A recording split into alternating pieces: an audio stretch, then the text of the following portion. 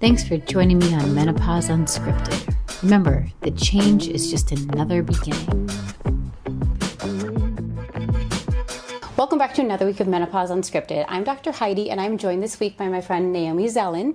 She is a therapist, and she deals a lot with midlife women's mental health, which is what we're here to discuss today. Thank you so much for joining me. You're so welcome. I'm so happy to be here. Can you tell us a little bit about your background, who you typically treat, all the things? Absolutely. So I think my desire to work with women started a really long time ago. I was on some of the pioneering research back in the early aughts with animal studies. And so I did a lot of the newest animal studies at the time, back in like 2008, researching female rats. Okay. And that kind of midlife health and female rats. Yeah. So I started researching endocrinology of the female brain. Okay.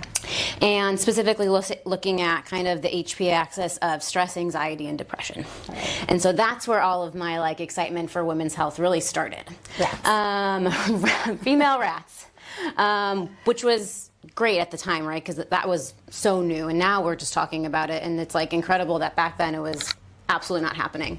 And so since then, I've really been interested in, brain health, women's health in particular, because female brains are different than male brains. And most of the medical research we've done in the past has always been on male brains.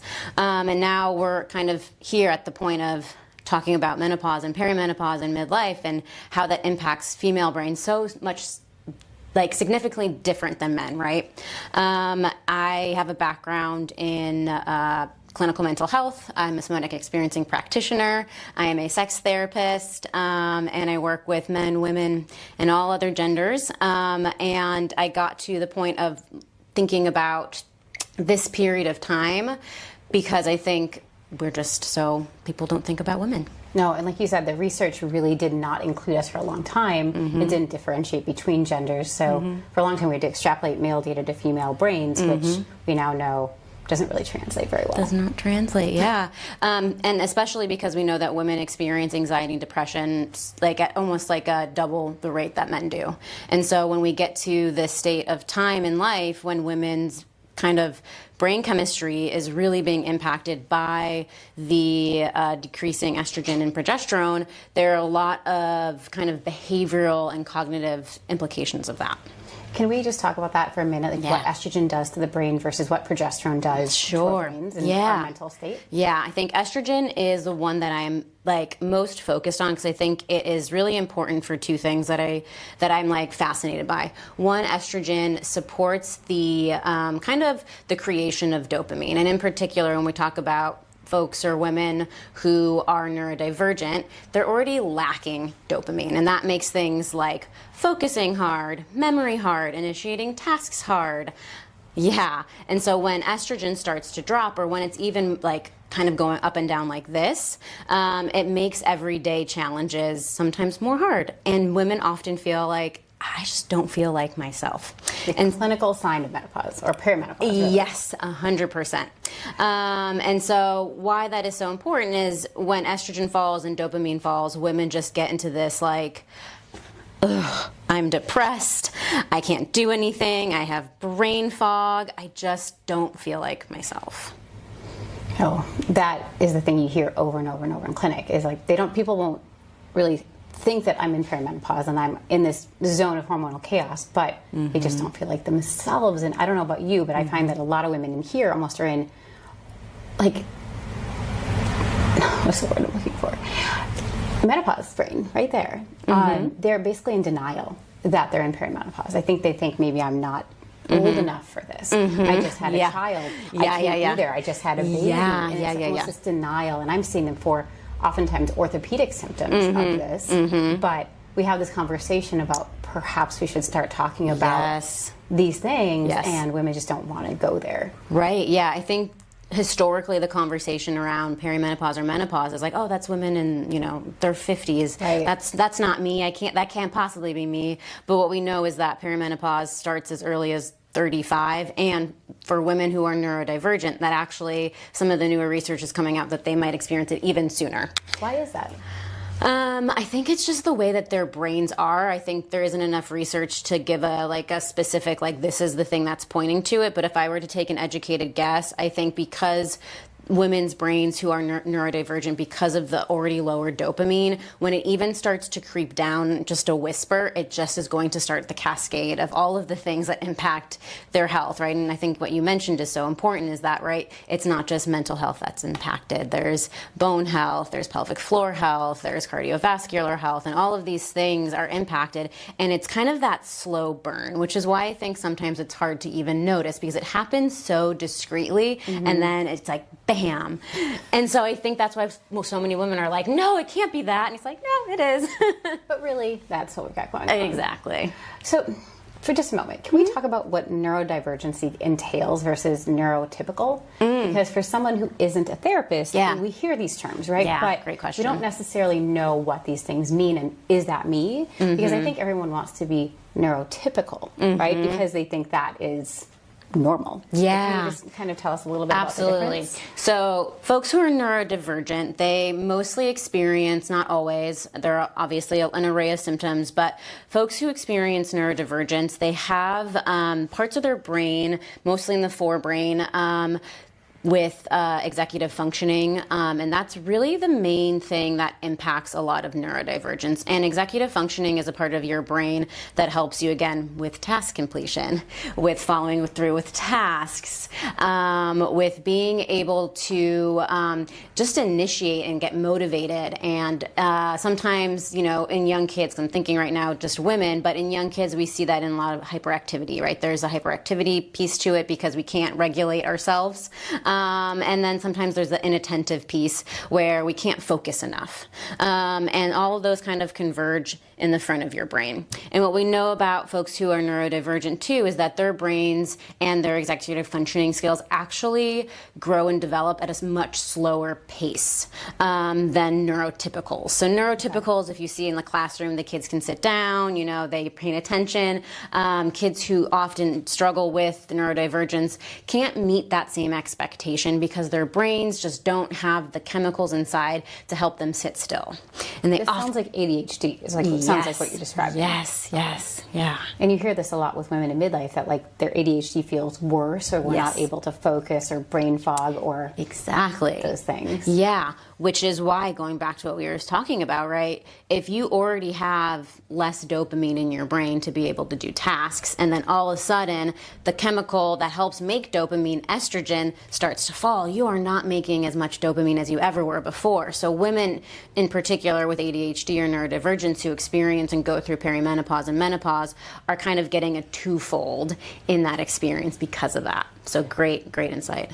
So you're talking about dopamine and estrogen reduction, and this is making me think it's a little bit of a swing of topic, but of the drug Addie, which I'm on, and how that helps with having more dopamine in the brain, which has to do with the sexual functioning and health. So can we just go and swing there for a minute? Totally. So what happens when you are taking a drug, and I will say right now, I'm a therapist, so I'm not a doctor, so what I know of this is that when you take a certain drug that helps with functioning of dopamine is that often our brains work.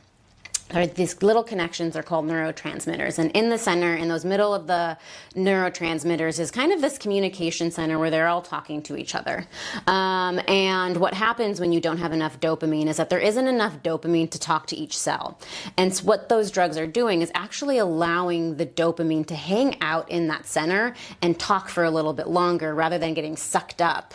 And so it allows your brain to actually experience dopamine inside of your head for a lot longer. And that's part of what's happening in that drug.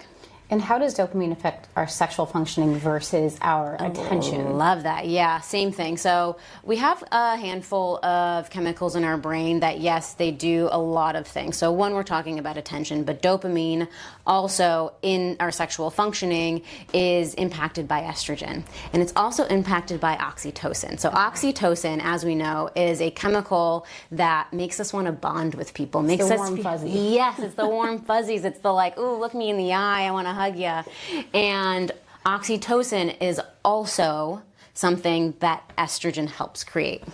And so when estrogen starts to drop, right, our desire, and it's all right, these kind of cascades all are happening at once. So as estrogen starts to drop and oxytocin starts to drop, we actually don't want to feel connected to people. That's kind of when people say, oh, maybe I'm a little depressed, or I'm not feeling like I really want to be around people. I think it's a part of that component, right? In particular, when it comes to relationships, right? If you want to reach out to your partner and one, you're like already kind of moody and feeling not yourself, and your partner's reaching out to you, and the chemical that like tells you, hey, reach out to your partner is also tanking, you're kind of like, ugh, get away from me. They said, don't touch me. Don't touch me. Yeah.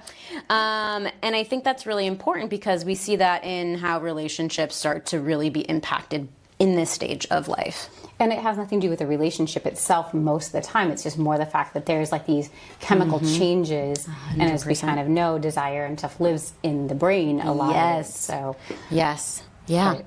Do you see that in like sex therapy that you do in the sex like couples counseling? Yeah, I'd say, I mean, working with a lot of midlife couples, what we know about is, you know, what the research indicates is there's actually a lot of divorce that happens in that time because I think women are going through so many changes in their body. And I think this is why things like educating ourselves of what's actually happening is going to be really important, because I think often, yes, there are marriages that maybe we want to end for good reasons. And maybe there are marriages that maybe have ended because women were going through something really challenging and maybe didn't know themselves, or their partners didn't know, and they didn't actually have the support they needed to get through this life transition. That makes so much sense. I'm rereading Come As You Are right now. And absolutely.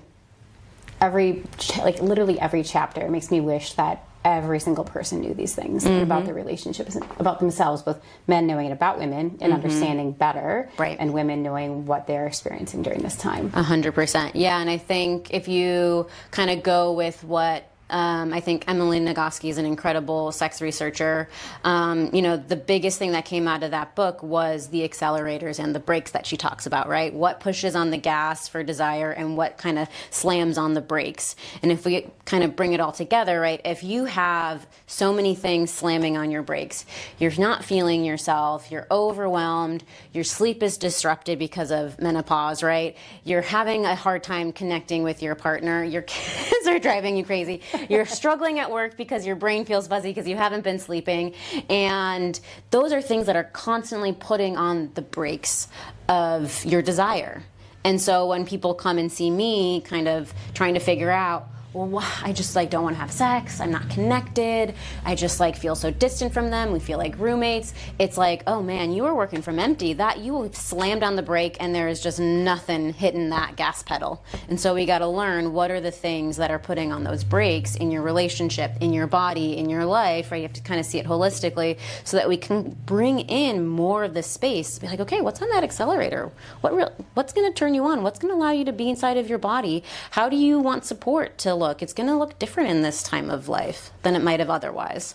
It's when like your husband doing the dishes starts being real sexy and being a turn on, right? Yeah. Cleaning the house. Cleaning the dinner. house, yes. Taking care of the kids, do the thing for me. Like, I don't want to have to do it. Yes. Absolutely. Yes. This was actually the chapter I was just listening to on my drive-in. Oh my God, amazing.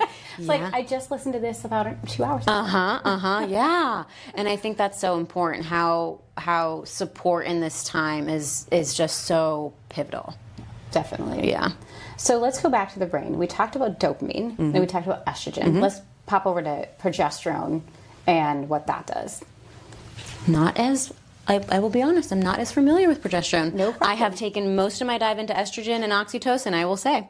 But we do know that like when estrogen drops, oftentimes at the same time the progesterone starts dropping off also. Correct. And that can affect our mental health and mood. So, but that's okay. We can kind of skip over that. That's totally fine. So let's go back over to like the ADHD and other mental health disorders that can happen during midlife. And there's kind of this predisposition to, if you have this kind of can heighten and worsen it. What about other types of mental health problems? Anxiety, depression. I had asked you earlier about this concept of unmasking. Can we talk about that?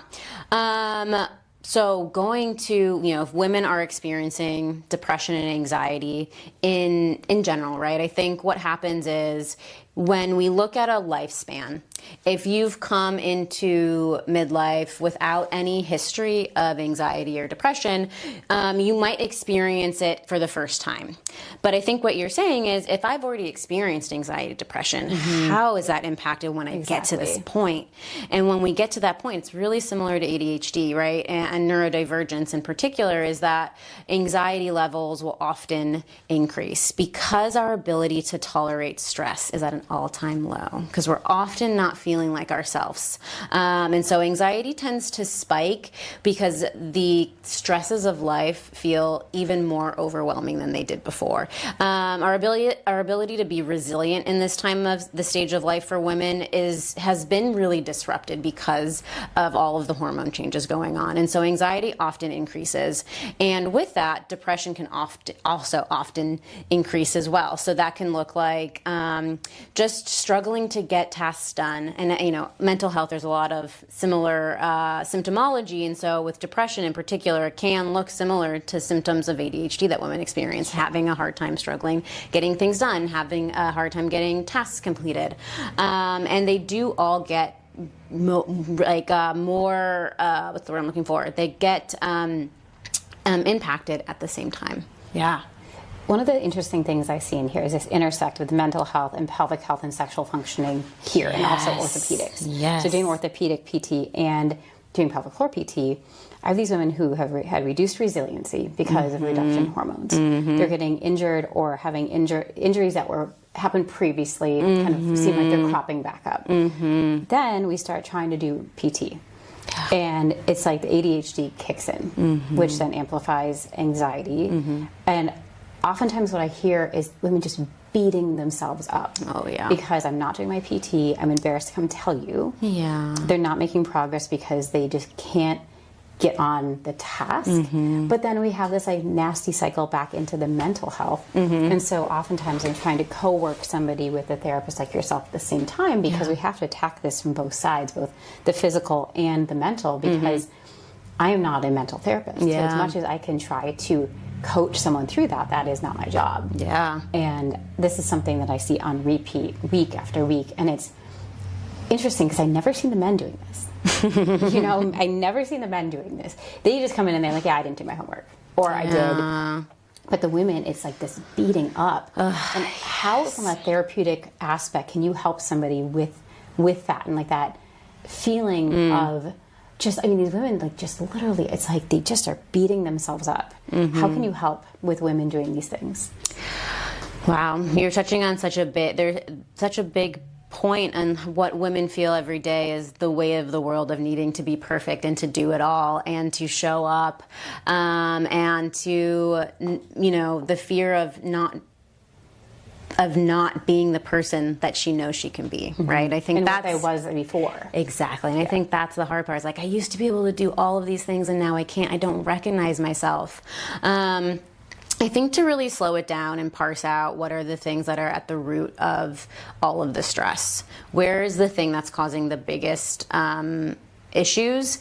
And then really similarly to, executive functioning skills are really concrete. So it's really helpful because as overwhelming as this stage can be, if we look at it from an executive functioning kind of lacking a skill there, that we can do things really quickly. So getting a really clear timeline. How do we organize our schedules? How do we chunk out certain areas of time? How do we track our energy levels throughout the day, which are impacted by our cascading hormones throughout the day, right? It's also impacted by food and diet, which we also know impacts this time of life. And so being able to track kind of when am I going to be the most energetic to do the most difficult tasks? When am I going to be kind of tired, but I can knock out things that don't take as much mental energy, and being able to track that. And I think where the somatic piece for me comes in is that often people feel something in their body and they feel like they have to go into that feeling. And what I mean by that is, oh, I'm really tired, so I'm going to continue to be tired until I feel rested enough. Right. When sometimes we don't need to do that. Sometimes we pull ourselves out of it versus falling into it. Exactly. Cool. Can I give myself 5, 20, 15 minutes of rest? And that allows me to know I've rested. Do I feel rested? Maybe not 100%, but maybe just do 1 or 2 tasks to see if I can get something done.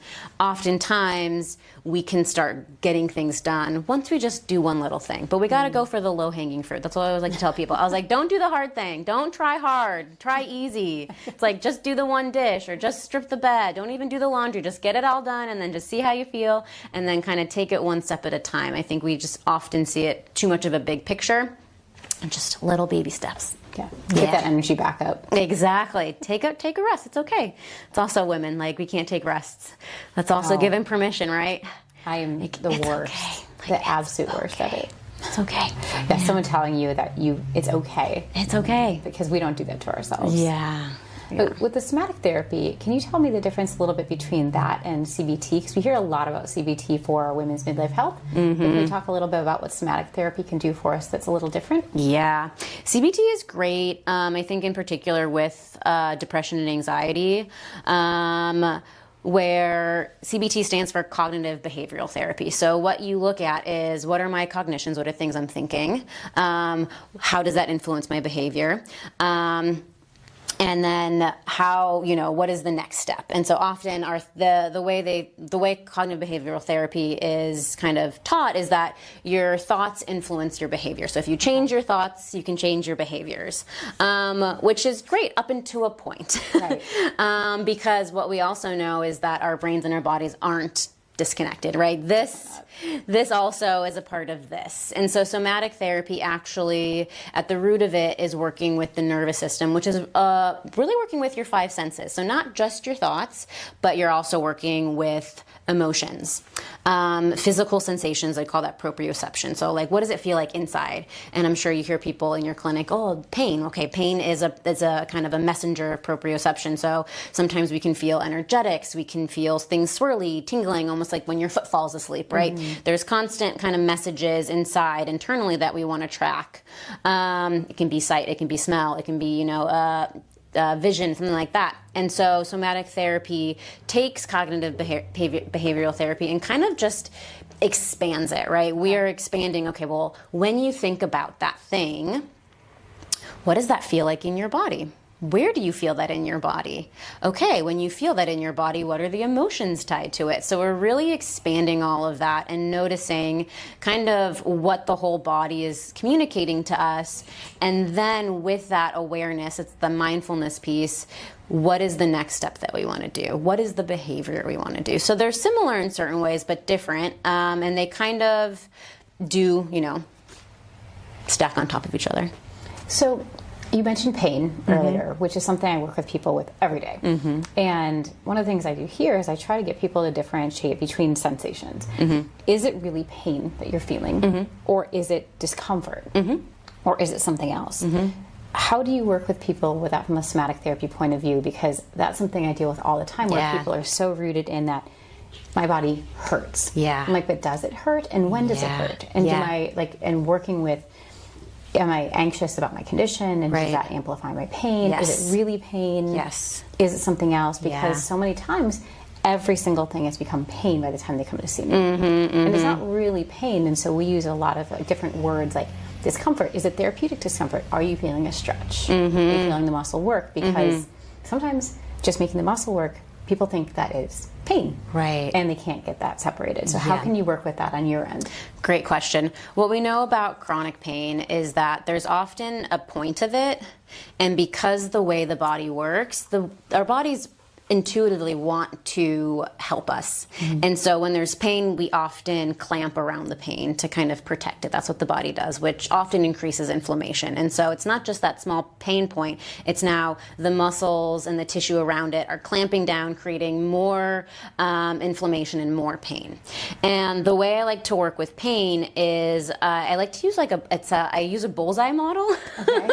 And so I often like to help people see, okay, if we were to go to the center of where that pain is, how do you notice where there is less pain?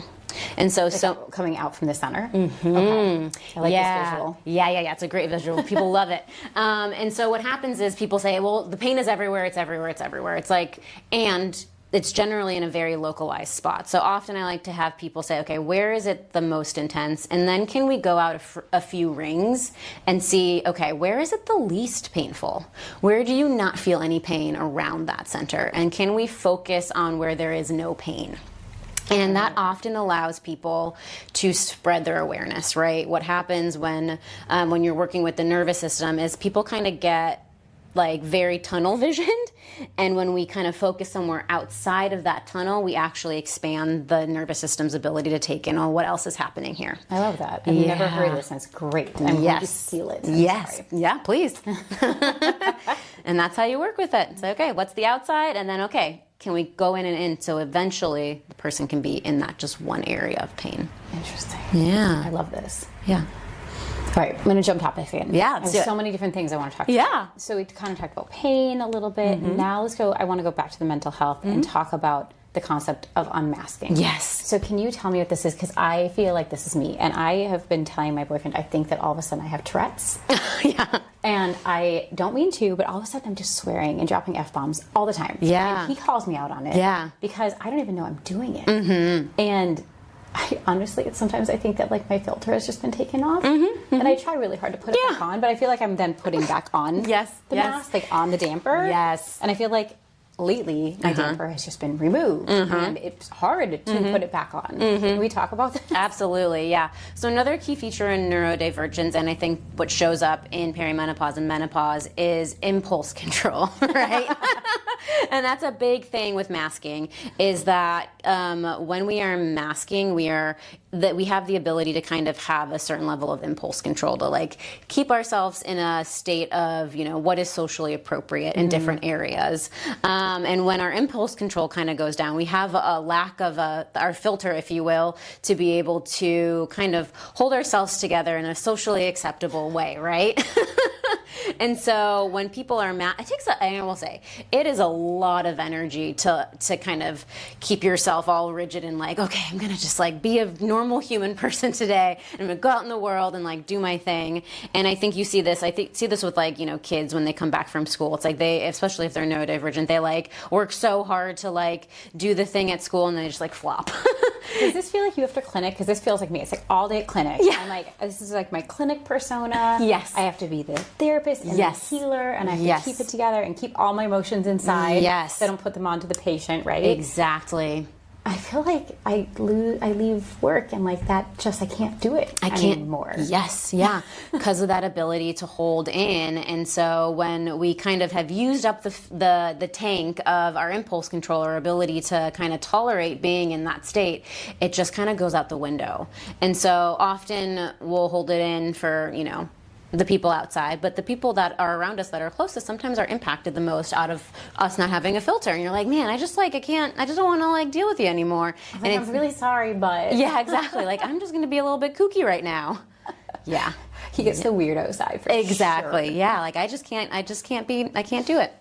I only have a couple patients I'm willing to see at 6 p.m. And I think that they get it also. Yeah. It's like they have to be able to deal with more of the non-clinic meetings. Exactly. So like, let's schedule you at this time if like we can be slightly in that gray zone because can't do it. Exactly. Yeah, it takes, because there is so much that energy that it takes to really hold ourselves together every day. It's exhausting. It's exhausting, yes. So is this why you hear about like a lot of women just like literally it's like they just kind of have that like I don't care anymore? Like is that kind of why you see this around midlife? Because there's that really popular account, the we do not care club, right? And she's so cute. She's got multiple pairs of glasses and eye mask and everything, but it's like a thing, right? That we all identify with this at midlife. Is this part of it? Yes, absolutely. I just can't. It's holding it all together, and because your resiliency, going back to that, and like what you can tolerate is at an all-time low, you have to pick and choose. You get to a choice point of like, what are the most important things that like I'm going to focus my time and attention on if I have so little? And if it's going to be like, I just don't care anymore about X, Y, and Z, and I cared about that, it's like, okay, that's going out the window because I only have so much and there's so many competing needs. Yeah, so much bandwidth and not enough bandwidth. Exactly. Another mental health thing that I was reading about before you came in is autism. And I don't have a lot of experience with it. But how does this all impact autism? Because I was reading that there's a lot of people who were never diagnosed with autism, and then they get to midlife, and then all of a sudden they come up with this new diagnosis. And it's not new, it's just that they finally were diagnosed at midlife. How does that tie into all of this as well? Yeah, I think that's such an important call out. I think it's happening more often than not. I think both women who are getting diagnosed as autistic later in life and with ADHD or other neurodiversities is that in childhood, I think I mentioned it a little bit before, ADHD is often associated with like hyperactivity. And so in childhood, boys are often diagnosed more often because of that symptom. It's just like more obvious. Okay. Where women mostly often have the inattentive ADHD or autism, where it's like they can get through and they're not very hyperactive, they can sit down, they can do this thing, and they're often missed because of that. And so they get missed because the symptoms just aren't as loud in childhood. And so they kind of have the ability to get through and get by, but then in midlife, it's like, wait a second, it's just not working. It's just not working because the symptomology just looks so much different in boys and girls. And then gals get to this phase, and with all the chemical cascading that's happening, and because so much of it mirrors executive functioning, which is really what impacts people with ADHD and autism, is that it just explodes. It's just like, oh my God, this is so much worse than it ever has been before. Interesting. Yeah. And that was exactly what I was reading about, was like this explosion. And like that just sounded really intense for people. And yeah. so Yeah, I think it really impacts. I think you see it the most with women who are in the workplace. Okay. Because I think that can be a bit more of, you can see it in family dynamics, and I think people will come in with it, but I think where it can get particularly uncomfortable because more people, right, on the outside, when we're trying to mask on the outside, but it's not working anymore, and women who are in the workplace are struggling with relationship dynamics, are struggling to get tasks done, are struggling to, right, sleep is impacted, so their memory is impacted, word recall is impacted, and so you really can see it in like work performance, in particular with women with ADHD and autism, because I mean, you spend so much time at work, especially if you are in an office and sitting down, and I think that really is often the trigger for a lot of people to start coming in to get therapy because they see it in the workplace. Yeah.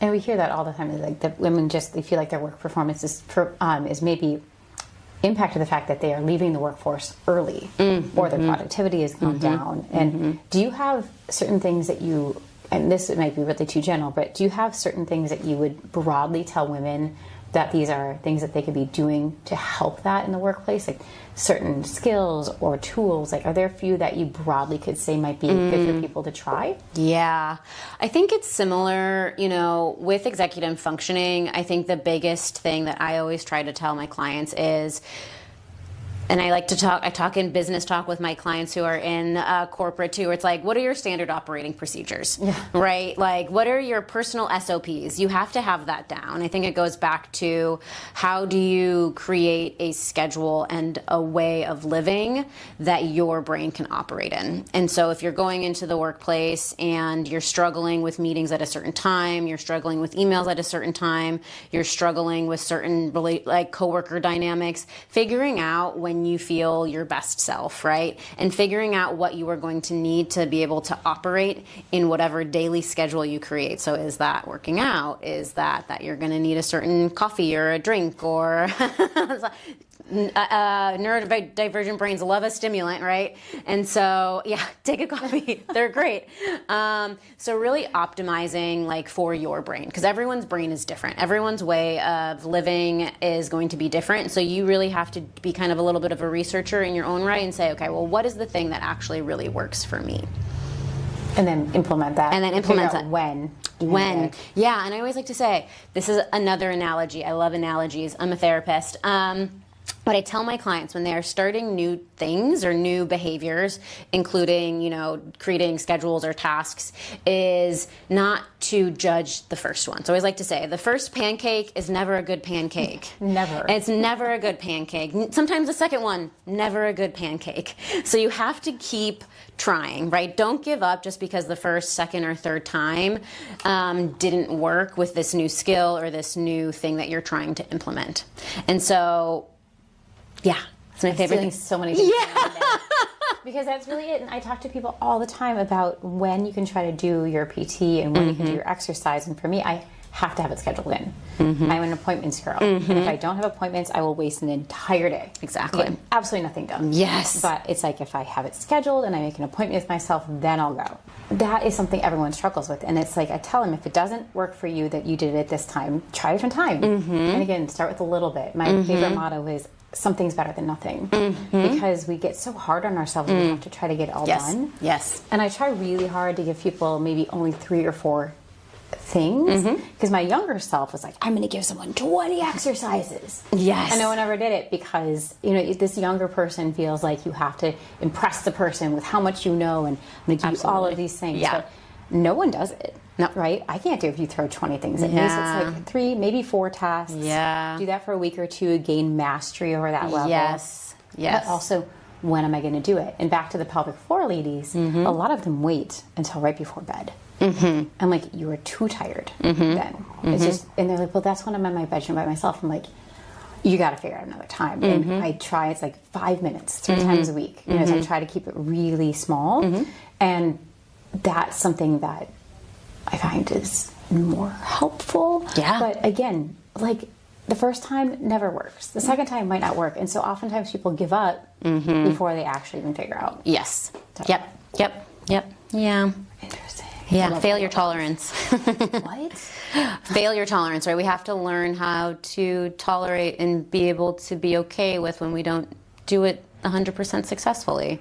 I think learning how to tolerate the discomfort of not doing it right or well, and going back to what we were talking about, women are just expected to like do everything perfectly and amazing, and then if we don't do it, it's like, oh my God, there's shame and self-doubt that kind of pulls in. And can we tolerate the discomfort of what failure feels like? This is what I love to say about, like, just be a kook. Like, it's okay. It's okay. Like, you can totally be a kook. It's okay. I'm like, oh, it's the kookiness. It has a name. Yeah. Failure tolerance. Failure tolerance. Yeah. But we're not taught that.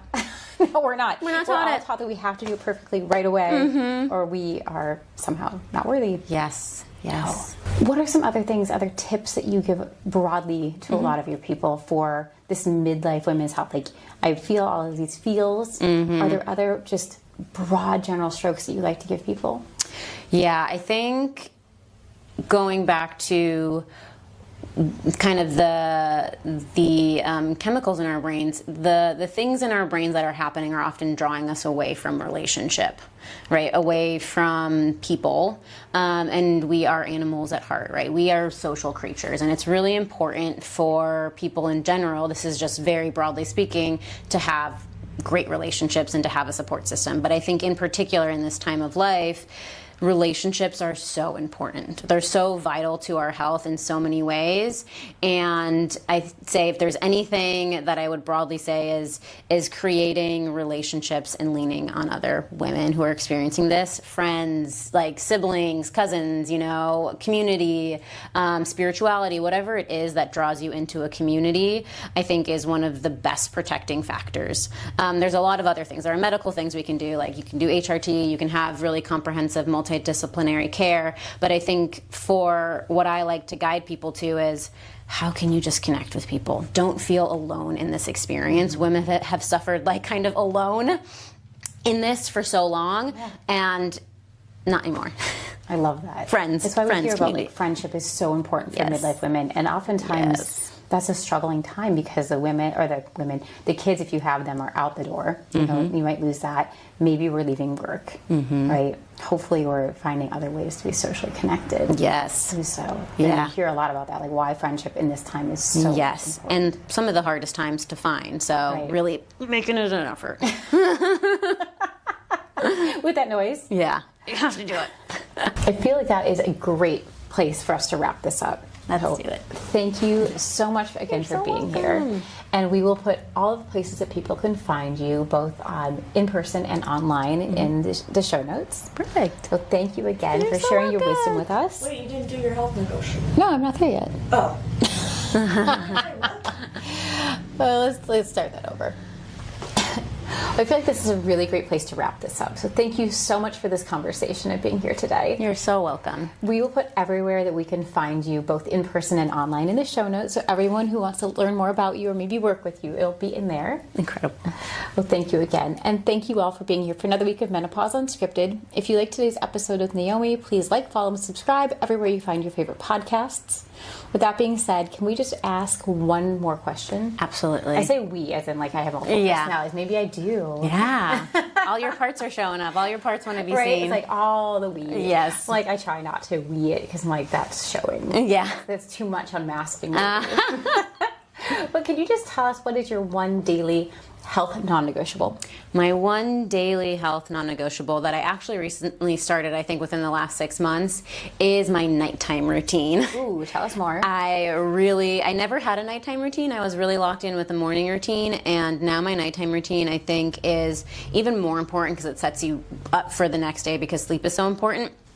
I stopped having my phone in my room, so I actually take my phone out of my room at around 7 or 8 p.m., so I'm no longer looking at a screen. Okay. So hard. I know, it's really hard. It's so crazy. I've bookmarked my days. No screen time at the end of the day or the first hour to 90 minutes.